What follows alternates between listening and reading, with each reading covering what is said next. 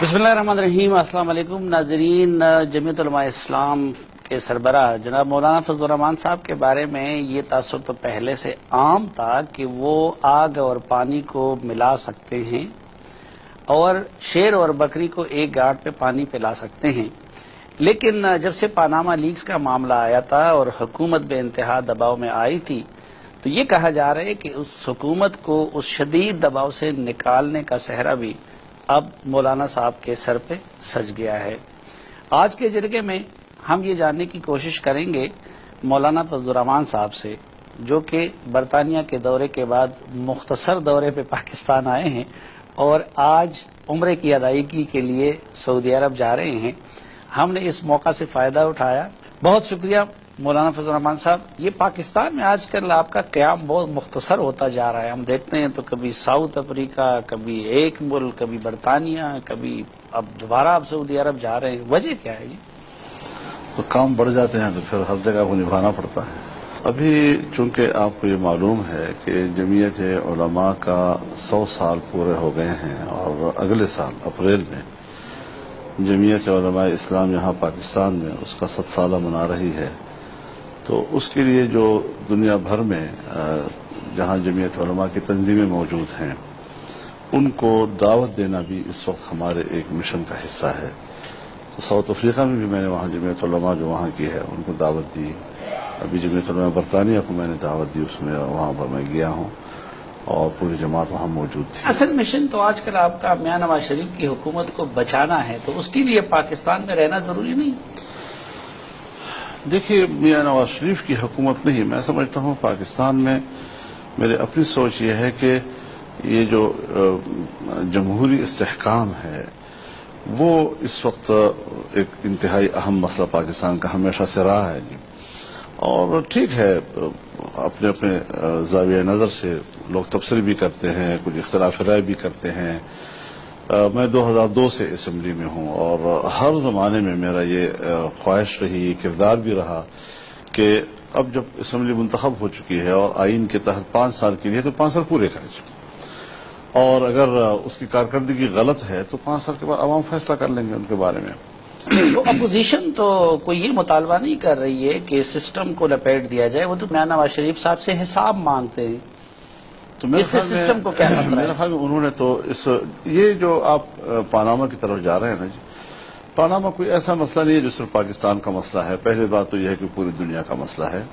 सैकड़ों लोग हैं उसके अंदर, हुक्मरान भी हैं, बिजनेसमैन भी हैं वगैरह, और कहीं पर कोई ऐसा भूंचाल नहीं है जिस तरह के हमारे यहाँ बना दिया गया है।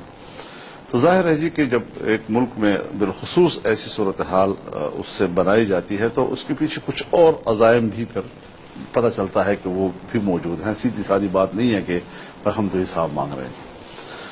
तो उस हवाले से जी मेरे ख्याल में पूरी दुनिया के हुक्मरानों में प्राइम मिनिस्टर ने इनिशिएटिव लिया, टीवी पे आए और एक जुडिशल कमीशन जो है वो बनाने का ऐलान किया, जिसको उन्होंने इस बात में मुस्तरद किया कि ये रिटायर्ड हैं, रिटायर्ड नहीं होने चाहिए।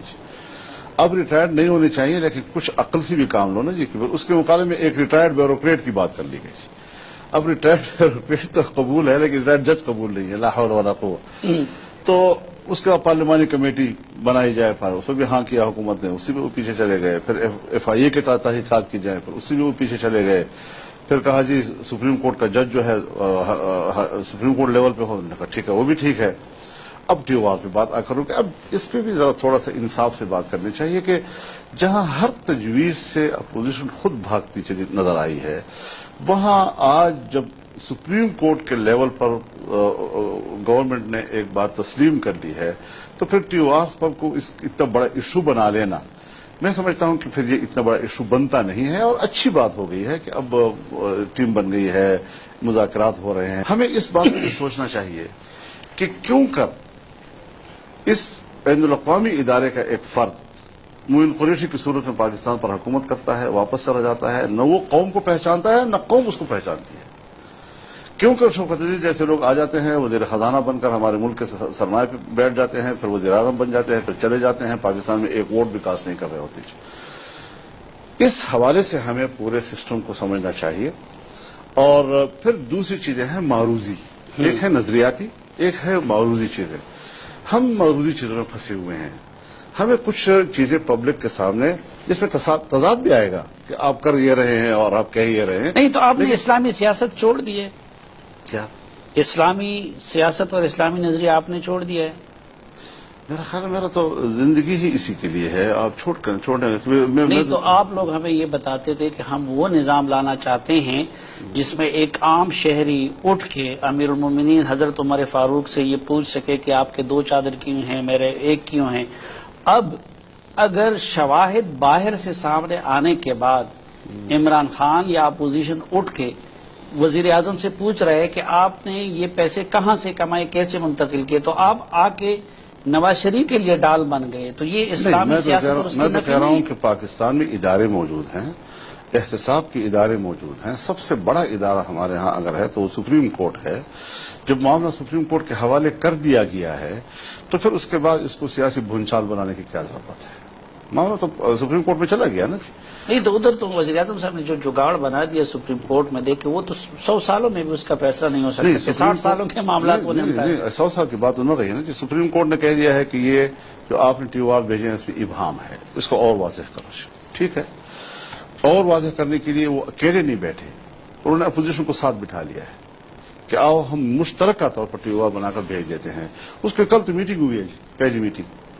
تو اس میں اب حکومت کا کیا معاملہ ہے, ہمارا کیا معاملہ ہے, آپ کا کیا نہیں, یہ الیکشنوں کے دنوں میں آپ لوگ بہت ذکر کرتے آئین کے دفعہ 62, 63 اور 62, 63.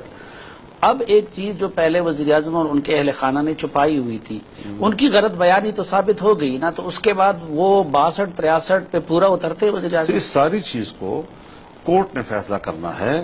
ہم ایک نظریے کی بات کرتے ہیں لیکن واقعہ ہونے کے بعد ہماری اس نظریاتی سوچ کا واقعے کے حوالے سے فیصلہ جو ہے وہ بہرحال ایک ادارے نے کرنا ہوتا ہے کہ ہم صحیح کہہ رہے ہیں یا غلط کہہ رہے ہیں جی. دوسری بات میں آپ کو یہ کہنا چاہتا ہوں صافی صاحب, ہمیشہ ایک مدعی ہوتا ہے, ایک مدعا ہوتا ہے.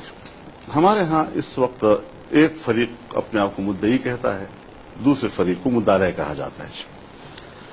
مدعی جب کسی کے خلاف دعویٰ دائر کرتا ہے تو اس کا اپنا دامن بھی صاف ہونا چاہیے نا. اب یہ کہنا جی کہ احتساب وزیر اعظم سے شروع ہونا چاہیے, اگر ہم اس اصول کو تسلیم کر لیتے ہیں, ہونا بھی یہ چاہیے, ٹھیک ہے, اس نے بھی کہہ دیا کہ میرا حساب کرو. لیکن یہ آپ لوگ جس شریعت کی بات کرتے تھے اس میں یہ ہے کہ حکمران پہلے اپنے آپ کو احتساب کے لیے انہوں نے پیش کیا نا, یعنی وہ تو پیش کر چکے, لہٰذا جب انہوں نے اپنے آپ کو پیش کر لیا ہے تو پھر آرام سے بیٹھ جاؤ نا. تو آرام سے پھر بھی نہیں بیٹھ رہے. اب کہتے ہیں جی آخری جنگ جو لڑ رہے ہیں وہ ٹیو آر پہ لڑ رہے ہیں, ٹھیک ہے, لیکن سوال بنیادی یہ ہے کہ پہلے کہاں سے شروع کیا جائے. حکمران کے خلاف بھی اگر کوئی مدعی بنتا ہے تو پھر مدعی پہلے اپنا دامن تو صاف کرے نا. تو احتساب پہلے وہاں سے تو شروع کرو کہ جہاں مدعی دعوے دار ہے کہ بھائی پرائم منسٹر نے یہ کر لیا وہ کر لیا, تو خود وہ بھی تو اس میں گندا ہے نا. کون گندا ہے؟ جس نے یہ شور مچا رکھا ہے. احتجاج صاحب ان کے اپنے احتساب قرضے معاف کرائے ہوئے ہیں, آف شور کمپنیاں ہیں ان کی, پی ٹی آئی کے لوگ اس میں آئے ہوئے ہیں, خود عمران خان اس میں آئے ہوئے ہیں. یہ ساری چیزیں جب ایک دعوے دار بن کر انیشیٹو لیتا ہے اس پورے جھگڑے کا تو اس کو اپنا دامن بھی پہلے صاف کرنا چاہیے. تو احتساب اپنے سے شروع کرنا چاہیے. نہیں, وہ کہتے ہیں کہ اگر میرا دامن گندا ہے تو میرا احتساب کرنا بھی نواز شریف کا کام ہے نا. نواز شریف جا کے عمران خان کا اگر کوئی معاملہ صاف نہیں ہے تو صاف کر لیں. تو وہ تو کہہ رہے ہیں کہ عدالت میں جائیں. نہیں, وہ کہہ رہے ہیں کہ میرا حساب نہیں کرنا. وہ کہہ رہا ہے کہ صرف وزیر اعظم کا کرنا ہے جو اس میں. ایک بار پھر خوش آمدید آپ کو جرگے میں. آج کے جرگے کے مہمان جمعیت علماء اسلام کے سربراہ جناب مولانا فضل الرحمان صاحب. زرداری صاحب نے یا نواز شریف